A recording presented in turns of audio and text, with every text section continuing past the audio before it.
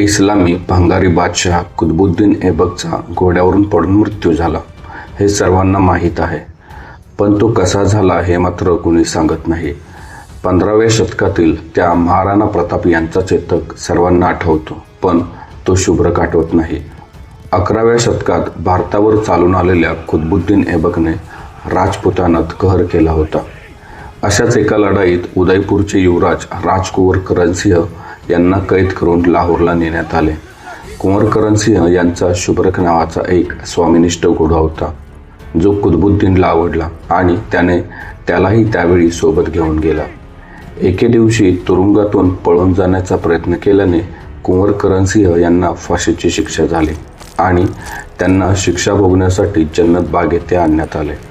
त्यामध्ये असे ठरवण्यात आले की राजकुमारांचे शिर कापल्यानंतर पोलो खेळायचे, म्हणजे त्यावेळी त्या खेळाचे नाव आणि खेळण्याची पद्धत वेगळी होती.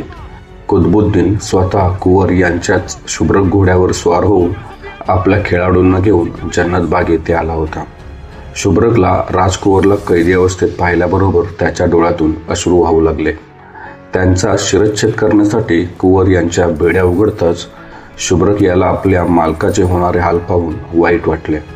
त्याने एकदम उसळी घेतली आणि उडी मारून कुतुबुद्दीनला घोड्यावरून फेकून दिले आणि त्याच्या मजबूत पायांनी त्याच्या छातीवर अनेक वेळा वार केले. त्यामुळे कुतुबुद्दीनचा जीव केव्हाच उडून गेला होता. इस्लामी सैनिक आश्चर्याने पाहतच राहिले. संधीचा फायदा घेऊन कुंवर सैनिकांच्या तावडीतून सोडवून घेऊन शुभ्रकवर स्वार झाले. शुभ्रकने हवेत उडी मारली. न थांबता लाहोरहून उदयपूरला पळत सुटला आणि उदयपूरच्या राजवाड्यासमोर थांबला. राजकुमार घोड्यावरून उतरला आणि त्याने आपल्या प्रिय घोड्याला हाक मारण्यासाठी हात पुढे केला. तेव्हा तो पुतळा बनून उभा असल्याचे दिसले. त्याच्यात जीव उरला नव्हता. कुंवर करणसिंह यांना बसलेला तो धक्का सहन करण्याच्या पलीकडील होता, कारण एका मुक्या जनावराने आपल्या मालकाविषयी असणारी स्वामिनिष्ठा कशी असावी याचं एक ज्वलंत उदाहरण त्या लोकांच्या डोळ्यासमोर ठेवून शुभ्रकने आपला प्राण सोडला होता. ही वस्तुस्थिती आजही भारताच्या इतिहासात कुठेही शिकवली जात नाही, कारण असा दुःखद मृत्यू सांगायला डावे आणि धर्मनिरपेक्ष लेखक कचरतात. अशा या स्वामिनिष्ठ शुभ्रकला आणि त्याच्या स्वामी भक्तीला कोटी कोटी वंदन.